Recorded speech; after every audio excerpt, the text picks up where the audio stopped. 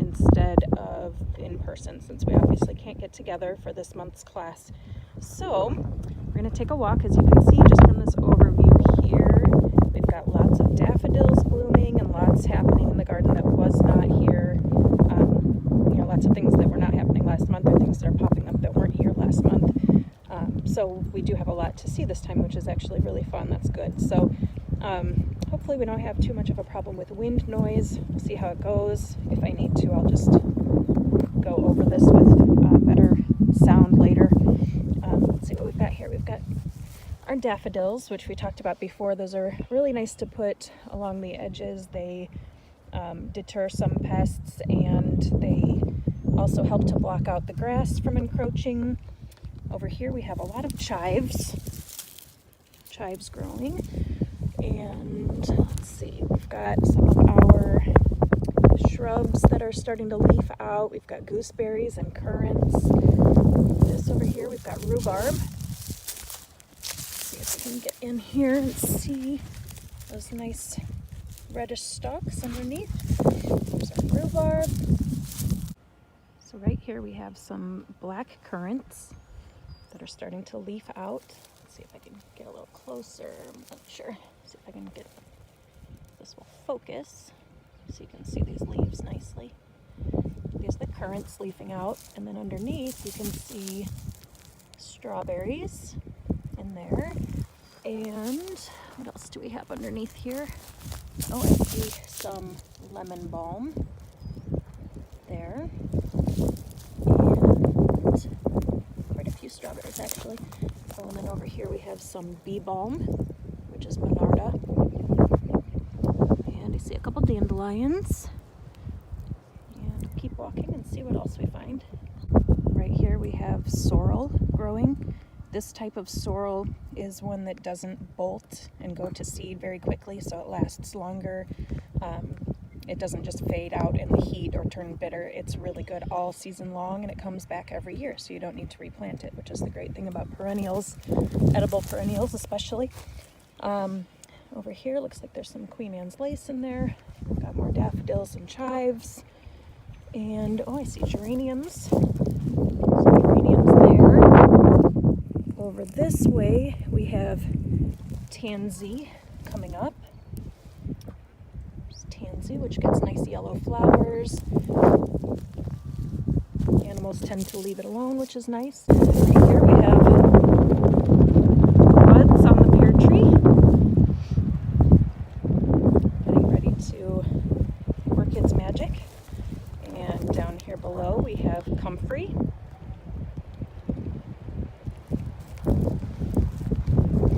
If I turn a bit here, we can see all those geraniums underneath our big tree. This shrub here is not a personal favorite of mine, but a lot of people like it, and it's nice for wildlife also. It's a high bush cranberry, which is not actually related to cranberries at all. It's a viburnum, but the berries can be eaten and prepared in a similar way to cranberries. Here's one of the downfalls, I guess, or the bad things about having to do this virtually is, since all of this beautiful lemon balm is coming up, I would love for you to be able to smell this, and unfortunately that's something I just can't get across on video. Oh, it smells so good though. And we've got a little plantain in here popping up in the lemon balm, and that has all kinds of good properties too, so that's another weed that we like to keep. It's edible and medicinal. It makes a great skincare salve. This is another high bush cranberry. The one in the middle is a nannyberry, which is another variety. And then over here, this is one of my personal favorites. Everyone hears me rave about it all the time, and hopefully you guys will get to find out why in person pretty soon. This is a Crandall's clove currant, and it smells heavenly when it is in flower in the spring. So I really hope that you guys get to experience that. This is our pawpaw tree, and let's see if I can focus on that a little bit here. The buds on this is another thing. I wish you guys could check this out in person. These buds are so fuzzy. They're very soft and furry. They're pretty pretty cool. So that'll be interesting to see this when it's all filling out and leafed out. Right here with this young pawpaw tree, we also have, there's more rhubarb. It's got some really, really pretty red stalks on it already. And then right behind this pawpaw, that whole patch behind it, and actually a little bit underneath it also, we've got elderberries. You can see some of the new growth here on the elderberries, and actually some along the ground here that's sprouting, and here. So that's really great. And then we've got some irises popping up back there too. Over here, I might need to clear some brush so we can see it a little better, but we've got mint popping up. It's a bit early for much to be happening with the blackberries, but these actually, some of them do have some nice leaves and buds on them. This is a thornless blackberry. Makes it much easier to harvest. Got these nice little leaves down here. And underneath it, we've got yarrow popping up. And there's more lemon balm. Lemon balm here, yarrow there. And another really pretty gooseberry. Here's our cherry tree. This variety is a Stella, which I have at home also. It's really nice because you only need one. You don't have to have a second one to pollinate it and get cherries from it, which is really nice if you have a small amount of space. Underneath here we have more yarrow. And over here we've got honeyberries, and they are blooming, which is really exciting because it's early.